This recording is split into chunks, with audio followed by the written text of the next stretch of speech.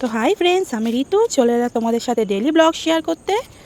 তো দেখো, চিংড়ি মাছগুলো একদম টাটকা ছিল। আমার মা বাজার থেকে আজকে নিয়ে এসেছিলো। আজকে একটু মা বাজারে গেছিলো, আর যেহেতু আগের দিন একটু ভালো মন্দ খাওয়া হয়েছিল মাছ মাংস করে, ওই জন্য। আর এই গাছের পেয়ারা, আমার মামাদের গাছের পেয়ারা পেরেছিল, তাই দিয়েছিল।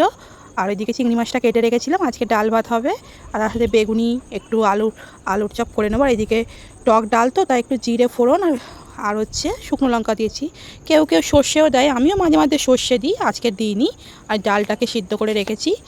ডাল তোমার দাদাভাই খেতে খুব ভালোবাসে, কিন্তু তার মধ্যে থেকে একটু চিনি দিতে হবে, তাহলে ও একটু পছন্দ করে। তো ফোড়নের সাথে সাথে এদিকে ডালটা ঢেলে দিলাম। আজকের অল্প কিছু রান্না হচ্ছিলো বলে গ্যাসেই হয়ে যাচ্ছিলো, উনুন আর ধরানো হয়নি। তো তোমরা কে কে টক ডাল খেতে পছন্দ করো অবশ্যই কমেন্ট করে জানাবে। আর দেখো, আর বেগুনিগুলো এত সুন্দর ফুল ছিল না, কি বলবো, মনে হচ্ছিলো গরম গরম খাই, কিন্তু খাওয়ার আর গরম গরম টাইম হয়নি, যেহেতু রান্না করে নিয়ে মেয়েকে স্কুল থেকে আনতে যেতে হবে। ওই জন্য ভাবছিলাম একদিন বৃষ্টি হলে তখন সন্ধ্যাবেলা করে খাওয়া যাবে। বৃষ্টি হলে, শীত থাকলে একটু বেগুনি পকোড়া, তারপর হচ্ছে চপ খেতে খুবই ভালো লাগে। তো আমি মাকে বলে নিচ্ছিলাম, মা একটা দোকান দিলে তো হয়। মা বলছে একদিন দিয়ে বন্ধ করে দিবি। মানে কেন? বলছে লঙ্কা এমনিতেই মাখতে চাস না, লঙ্কা হাতে মেখে যদি ওই সব করিস তখন দেখবি কী অবস্থা হয়, দুদিনেই তখন দোকান বন্ধ করে দিবি। তো মেয়েকে জিজ্ঞাসা করলাম যে পরীক্ষা কেমন হয়েছে, তো মেয়ে বললো খুব সুন্দর হয়েছে। সত্যি ইংলিশ পরীক্ষাটা ওর খুব ভালো হয়েছিল, জিকে পরীক্ষাটা অতটা ভালো হয়নি। তো ভাবছিলাম তার পরের পরীক্ষার জন্য প্রিপারেশান নিতে হবে, যেহেতু বাংলা পরীক্ষা। তো দেখো, সন্ধেবেলা মেয়েকে পড়তে পাঠিয়ে দিয়েছিলাম, আর এদিকে চা বসিয়ে নিয়েছি, গাঢ় দুধের চা।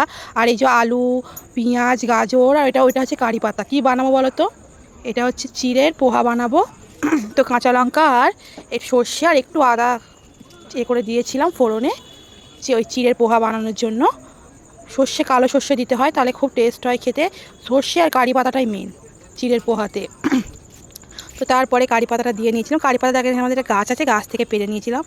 আর এটাকে সব কিছু ভেজে ভালো করে ভাজা করে নিতে হবে, যাতে সব কিছু সিদ্ধ হয়ে যায়, সেরকমভাবে ভাজতে হবে, না হলে জিনিসটা ভালো হবে না। আর এদিকে চিড়ে তো ধুয়ে রাখাই হয়ে রয়েছে, চিড়েটা ধুয়ে রেখেছি। আর এদিকে এটা একটু হলুদ, নুন, চিনি দিয়ে নিয়েছিলাম, যাতে একটু মিষ্টি মিষ্টি হয়।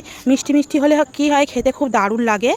তো এই নিয়ে আমি দ্বিতীয়বার বানাচ্ছি। মেয়ে আগে খেতো না, এখন একটু মেয়ে পছন্দ করে বলে আমি তাই মেয়েকে বললাম পরের বছর যখন অন্য স্কুলে যাবি তখন তো টিফিন দিতে হবে, তখন নানান রকম টিফিন বানিয়ে তোকে দেবো।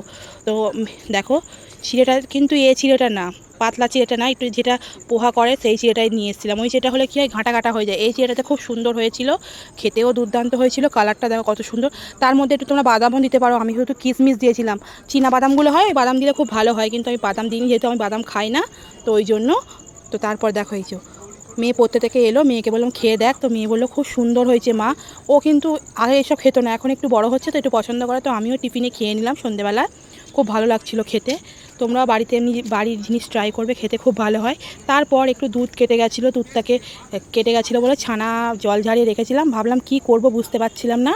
তো দেখো, এটাকে ভালো করে একটু ভালো করে ঠেসে ঠেসে হাত ব্যথা হয়ে গেছে। এটাকে যে মিষ্টি বানাবো, রসগোল্লা বানাবো, ওই জন্য। তো খেতে গেলে তো করতেই হবে, তো এটা করছি। এরকম করে করে করে ভালো করে ঠাসতে হবে, না ঠাসলে কী হবে, ওই মিষ্টির ডলাটা যে হয় না, ওইটা লেচিটা হবে না, ভালো লাগবে না দেখতে, খেতে নরম হবে না। তো দেখো, এমনি করে ভালো করে ডলে নিতে হবে, ডলে ডলে ডলে ডলে পুরো যখন হাতে লাগবে না তখন পুরো এই দেখো এরকম করে নিতে হবে। তাও তো আমি হাত ময় লাগিয়ে দিয়েছি। তো দেখো, এমনি গোল গোল শেপ করে নিচ্ছিলাম। গোল গোল শেপ করে নিয়ে তারপরে মিষ্টির রসে চিনির জল দিয়ে মিষ্টির রসটা বানিয়ে নেব। তো এই দেখো বানিয়ে নিয়েছি, কত সুন্দর লাগছে, কিন্তু খুব সুন্দর খেতে হয়েছিল। তোমাদের খাওয়াটার ভিডিওটা দেখাতে পারলাম না। তো আমি যখন একটু ঠান্ডা হয়েছিল তখন খেয়েছিলাম, খুব ভালো হয়েছিল, খুব সফট হয়েছিল, মোটামুটি খারাপ হয়নি খেতে। তোমরা বাড়িতে বানিয়ে খেতে পারো, তোমাদেরও খেতে ভালো লাগবে, দেখবে। আর কত সুন্দর ফুলেছিল, অনেক বড় বড় হয়ে গেছিলো, বেশ ভালো লাগছিলো খেতে। তো ভিডিওটা কেমন লাগলো জানিও, ভালো লাগলো লাইক কমেন্ট শেয়ার করে একটা সাবস্ক্রাইব।